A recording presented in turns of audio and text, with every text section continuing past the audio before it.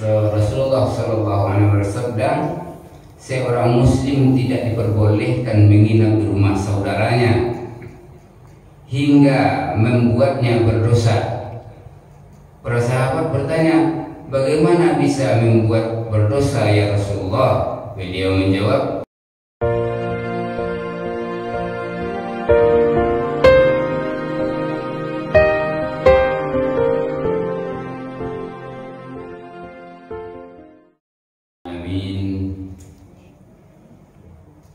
wassalatu wassalamu ala asrafil anbiya'i wal mursalin wa ala alihi wa ashabihi ajma'in.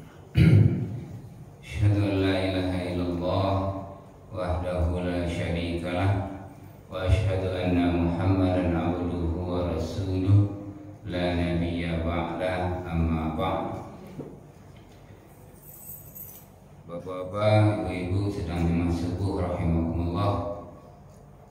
Segala puji dan syukur kita kembali kita aturkan kepada Allah Subhanahu wa taala yang selalu mencurahkan rahmat dan nikmatnya kepada kita.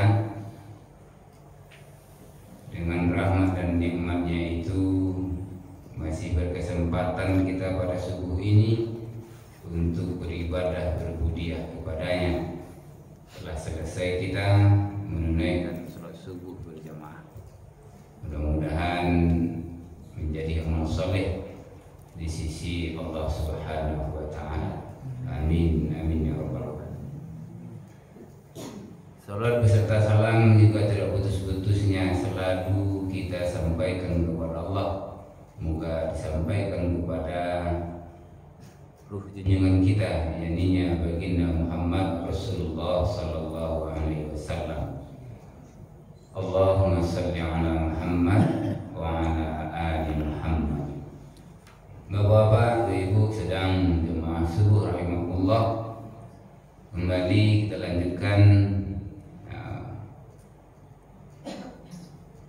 bahasan hadis kita tentang etika orang-orang yang beriman, yaitu yang ketiga, wa man kana yu'minu billahi wal yaumil akhir falyukrim dhaifahu. Barang siapa yang beriman kepada Allah dan hari akhir, maka hendaklah dia memuliakan tamunya. Barang siapa yang beriman kepada Allah dan hari akhir, maka hendaklah dia memuliakan tamunya atau menghormati tamunya. Maka menghormati tamu merupakan salah satu tanda dalam ajaran kita, dalam ajaran agama kita, salah satu tanda kesempurnaan iman. Maka dalam hadis ini kita disuruh berkomitmen untuk memuliakan tamu. Maka untuk mengikuti jejak atau mengikuti jejak orang mukmin, maka ia harus menghormati tamunya. Maka sikap ini merupakan bukti rasa percaya dan ketakwaan seseorang kepada Allah Subhanahu wa taala. Karena itu Rasulullah SAW bersabda, barang siapa yang beriman kepada Allah dan hari akhir, maka hendaklah ia memuliakan tamunya. Maka ini adalah bagian dari kesempurnaan iman. Kita sering bertamu dan sering pula menerima tamu. Dan tamu ini disuruh oleh Allah dan Rasulnya untuk dimuliakan, atau istilah bahasanya mengikram, memuliakan tamu.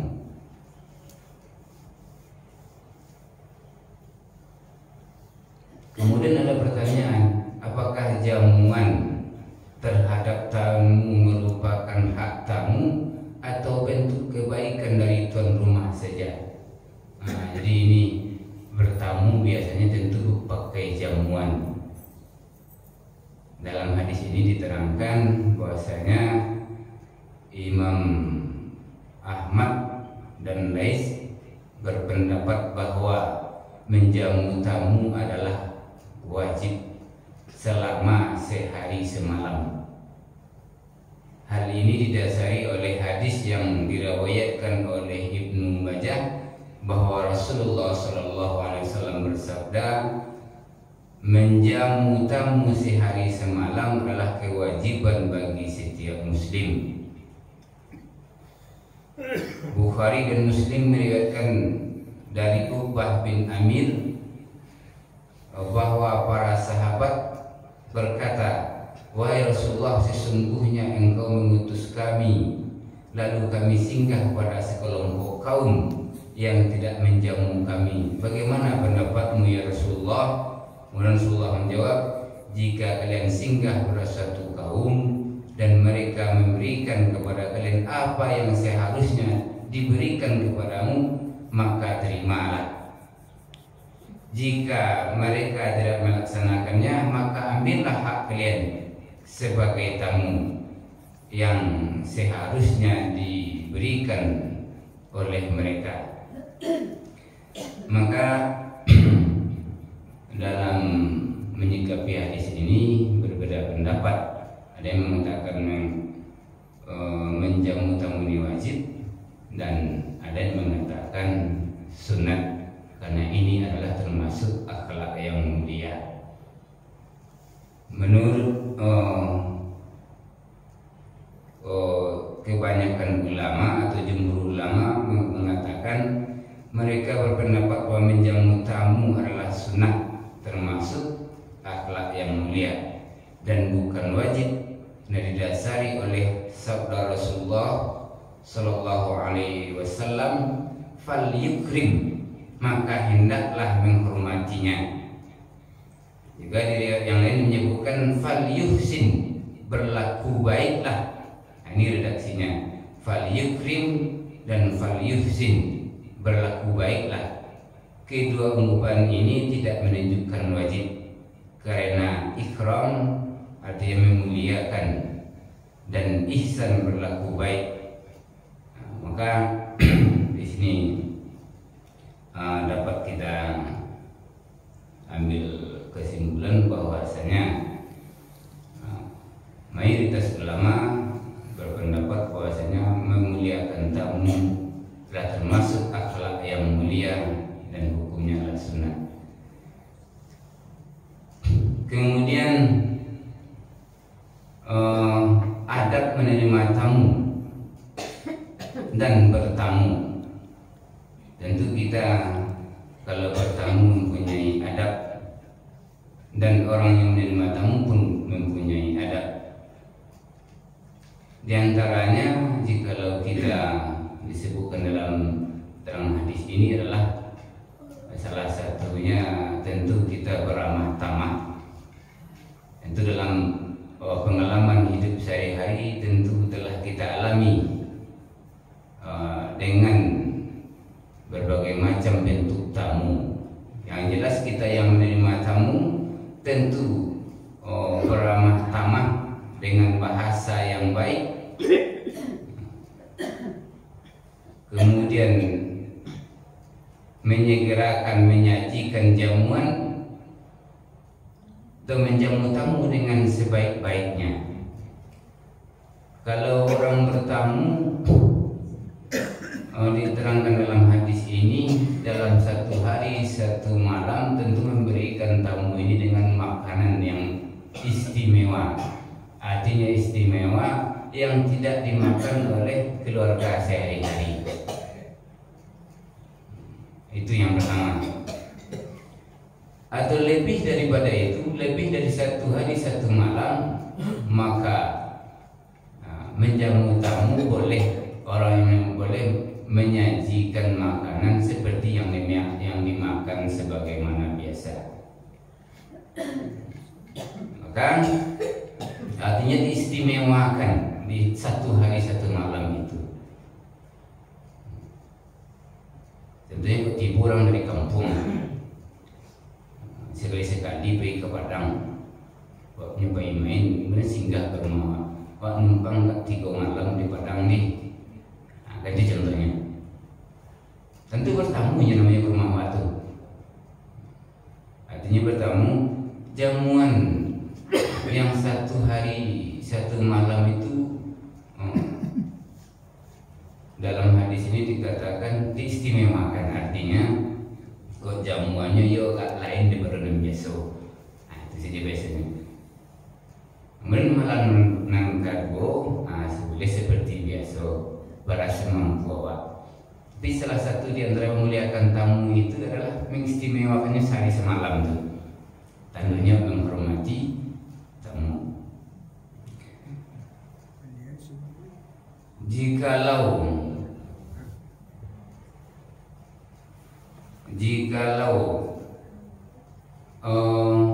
lebih daripada itu, tentu kalau bertamu kadang-kadang itu arif loh. Nah agak tabarik baca lihat lo sampai bertamu contohnya, dan sampai membarikan si penerima tamu. Rasa-rasanya agak tabarik, tentu arif awak. Dan sampai orang yang menerima tamu berdosa pula dari karena awak bertamu ke rumahnya, karena tidak kesanggupan bagi orang yang menerima tamu. Sebagaimana diriwayatkan oleh Imam Muslim dari Abu Surai Rasulullah SAW bersabda, seorang Muslim tidak diperbolehkan menginap di rumah saudaranya hingga membuatnya berdosa. Para sahabat bertanya, bagaimana bisa membuat berdosa ya Rasulullah? Beliau menjawab, menginap di rumahnya dan ia tidak memiliki untuk menjamu. Dalam keadaan seperti ini, tamu harus segera pergi terlebih setelah 3 hari, karena orang yang dikunjungi telah menunaikan kewajibannya. Ini salah satu riwayat yang disebutkan dalam menjelaskan hadis ini. Maka jatah bertamu dikatakan bertamu 3 hari. Tapi yang diistimewakan tamu itu untuk jamuan 1 hari 1 malam. Nah, ini kadang-kadang menjadi kadang-kadang pengalaman cerita orang kayak kadang sebelum makan baru kawan lah baca itu warih maha kadang-kadang lalu lah mulai lemah gini kawan baru kunjung nasi baru tentu ada kawan gua tambah makanya. Tentu ini termasuk dari adab dalam menerima tamu. Kita memuliakan tamu, senang orang datang ke rumah, dan begitu pula kita sebaliknya. Jika memuliakan tamu, insya Allah kita juga akan memuliakan apabila bertamu. Inilah penjelasan dari hadis yang telah kita bacakan. Ketiga-tiganya adalah cabang dari iman, menunjukkan sempurnanya iman seseorang. Yang pertama, berbicara baik, jikalau tidak diam. Yang kedua adalah barang siapa yang beriman kepada Allah dan hari akhir, maka hendaklah dia memuliakan tetangganya. Ini yang telah kita sampaikan pada minggu yang kemarin. Kemudian barang siapa yang beriman kepada Allah dan hari akhir, maka hendaklah ia memuliakan tamunya. Maka kita yang bertamu juga petipih-tipih tadimu. Kadang-kadang walaupun nyodaki jawab dulu, bergarah-garah dulu, tapi kena lama nak subuh. Kadang-kadang wak bertamu kok lama-lama aku paling lama 3 hari lah. 3 hari itu dikatakan lama bertamu. Seperti dicontohkan kalau sering kita ada jemaah-jemaah yang apa namanya datang dari masjid ke masjid dulu 3 hari siko, 3 hari hanya mengambil sunnahnya 3 hari saja. Nama wakijan jemaah tablik tu, ya Pak ya. Orang 3 hari masjid siko, ya Pak ya 3 hari di siko 3 hari. Aja mengamalkan ini. Ada bertamu 3 hari paling lama. Nah, kalau dia menginap mana kan jarang bertemu 3 hari Pak ya, kurang-kurang sehari, 2 hari belum. Nak pergi bertemu sebentar saja sudah mengisi apa ya? Itu bilang bertemu dan bermalam kadang-kadang jarang. Jadi kalaupun ada, inilah adab yang disampaikan dalam menjamu tamu dan bertemu.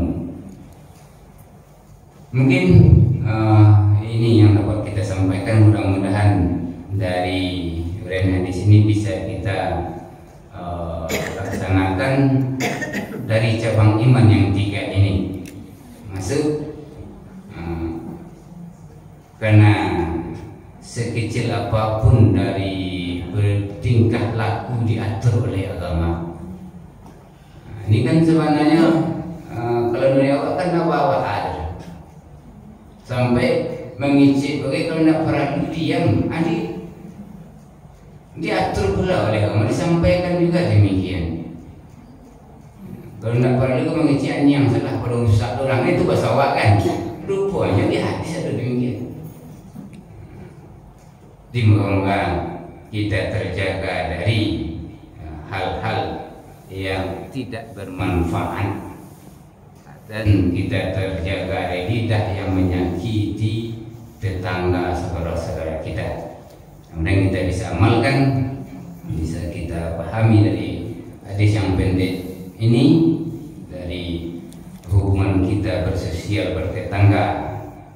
Dan mudah-mudahan kita selalu diberikan kekuatan untuk mengamalkan sekalipun bentuknya ringan, tapi pelaksanaannya kadang-kadang banyak yang tak sadar kita ceplos-ceplos juga. Jadi mungkin itu pada subuh ini dari kesimpulan hadis. Man kana yu'minu billahi wal yawmil akhir falyakul khairan aw liyasmut, wa man kana yu'minu billahi wal yawmil akhir falyakrim jarahu, wa man kana yu'minu billahi wal yawmil akhir falyakrim dhaifahu. Ini ungkapan hadis yang telah kita sampaikan. Mungkin itu saja yang dapat kita sampaikan pada subuh ini. Mudah-mudahan ada manfaatnya. Terlebih dan terkurang kami mohon maaf. Subhanaka Allahumma wa bihamdika asyhadu an la ilaha illa anta astaghfiruka wa atubu ilaik. Assalamualaikum warahmatullahi wabarakatuh.